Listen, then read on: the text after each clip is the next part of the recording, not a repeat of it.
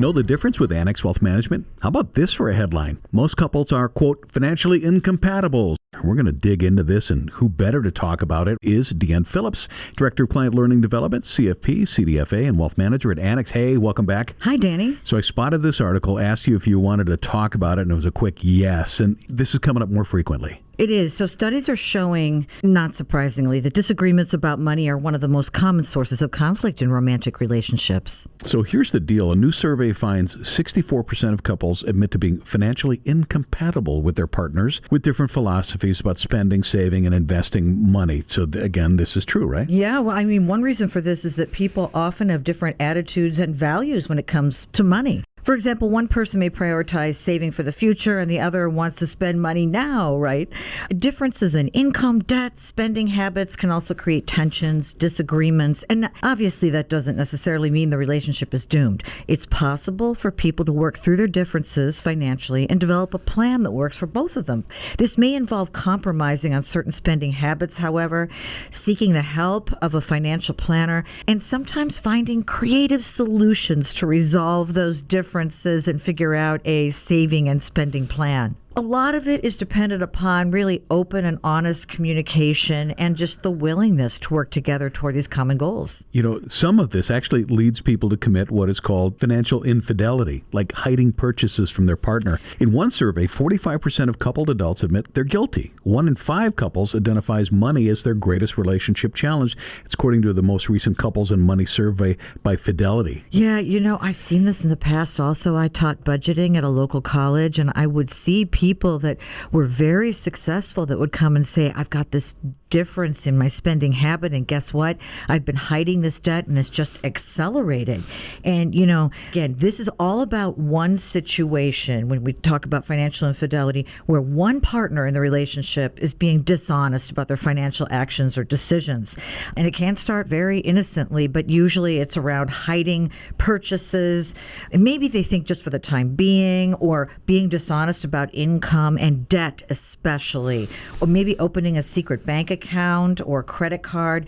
You know, it can lead all the way up to committing fraud. When one partner is keeping financial secrets, it leads to feelings of betrayal, anger, resentment, and, you know, feeling compromised for the financial security of the couple. Let's talk about the stages of life and how financial incompatibility happens. First is if you're newly partnered or married. And I'm going to guess if a newly married couple, if they were raised in different economic backgrounds. Yeah, you know, this all been ingrained with us by the time we're 5, kind of our feelings about money. So it's really important to start with the basics, I think, like what was money like in the household where you grew up, and how did that relate to how you're handling your finances previous to the relationship? Now, what are you comfortable handling as a part of a couple now? You know, I mean, would you rather be the investment person? Are you comfortable with the budgeting?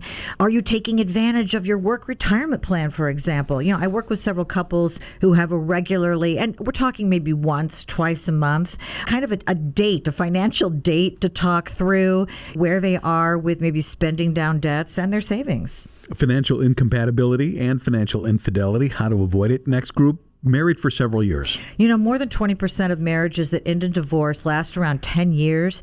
And usually it's that lack of communication on many fronts that ends up with them splitting. However, as life becomes more complex, money decisions and discussions made together might be less frequent. So having some sort of financial autonomy, I believe, having your own checking account, for example, and then you discuss like limiting spending to what makes sense as a couple. You know, you kind of say like, Danny, if we were married, say, yeah, you know what, if we're going to spend over $1,200 on something, let's talk about it first, right? So having some sort of level, but this does give you a little bit of that financial autonomy. I can spend money on your birthday gift. You don't have to know how much I spend, right? Or I can go on the weekend, get away with the girls, and it's okay. You may spend $1,100 on my gift. Then you wouldn't have to tell me. That's right. Deanne Phillips is here talking about the slippery slope of financial incompatibility, or worse, financial infidelity. Couples near or in retirement. How does that work? So there are two current issues that studies are saying create the most friction: saving enough and making it last through retirement, and then the managing and paying down of debt in retirement. More and more couples are entering retirement